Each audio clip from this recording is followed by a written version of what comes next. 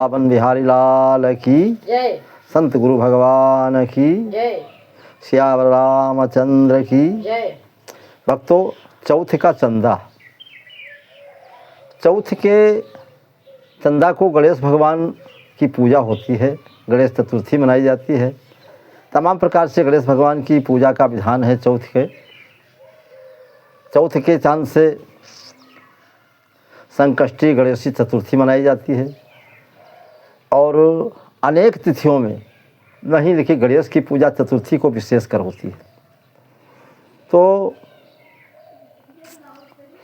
ये सूर्य चंद्रमा के अनुसार गणना के चतुर्थी तिथि के दिन चंद्रमा ऐसे त्रिकोण पर स्थित होता है जहाँ से सूर्य की मृत्युपर किरणें यानी विषैली ही चंद्रमा पर पड़ती हैं।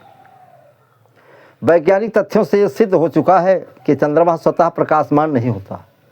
चंद्रमा में स्वयं प्रकाश नहीं होता। सूर्य की मृत्युपरक प्रकाश चतुर्थी को चंद्रमा द्वारा पृथ्वी की ओर आता है।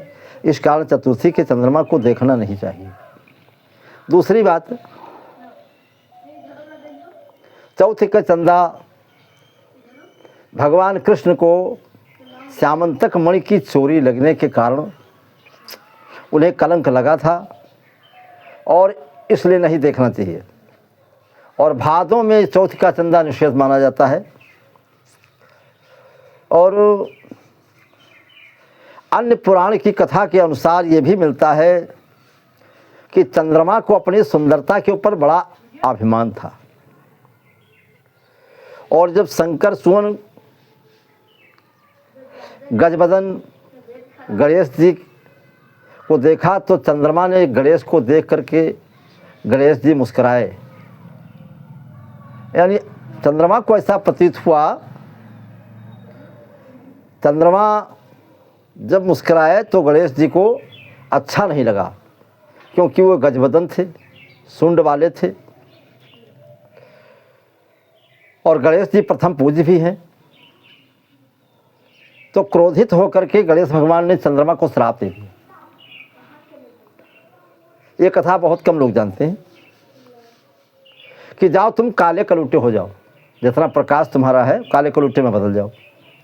श्राप सुनकर के चंद्रमा भयभीत होकर के गणेश भगवान के सामने थर-थर कांपने लगे, बहुत परेशान हुए, प्रार्थना करने लगे। उस दिन भादो मास की चतुर्थी तिथि थी। चंद्रमा ने गणेश जी के चरणों को पकड़ लिया और क्षमा याचना करने लगे, प्रार्थना करने के लिए, बहुत महाराज मुझे क्षमा कर दो, गलती हो गई है। तो उनकी क्षमा याचना से प्रसन्न होकर के गणेश भगवान बोले कि अच्छा ठीक है, अब से तुम सूर्य के प्रकाश से प्रकाशित हो गए। सूर्य का प्रकाश से तुम प्रकाशित हो गए, तुम्हारा स्वतः प्रकाश नहीं होगा। और महीने में एक दिन के लिए पूर्णता प्राप्त करोगे, यानी पूर्णिमा के दिन तुम पूरा रूप तुम्हारा हो जाएगा। बाकी परिवा, द्वितीया, चौथ, पंचमी, छठ इत्यादि तिथियों में तुम धीरे धीरे एक एक कला बढ़ते जाओगे, लेकिन पूर्णिमा को तुम पूर्णता को प्राप्त कर लोगे। जो श्राप हो गया है, श्राप तो मिथ्या जा नहीं सकता। कहा महाराज इस श्राप का कारण क्या होगा, कैसे क्या होगा? तो गणेश भगवान ने कहा मेरा श्राप केवल भादों की चतुर्थी को विशेष प्रभावी होगा। भादों के शुक्ल पक्षी की चतुर्थी को जो तुमको देखेगा उसको कलंक जरूर लगेगा, वही ज़्यादा प्रभावी होगा। बाकी चतुर्थियों को इसका प्रभाव अधिक नहीं होगा। इस दिन, चतुर्थी के दिन जो मेरा पूजन करेगा उसका मिथ्या कलंक जो होगा मिट भी जाएगा। भादों के शुक्ल पक्ष की चतुर्थी को जो देख लेता है चंद्रमा को, ऐसा पुराणों की मान्यता है कि उसे कलंक जरूर लगता है।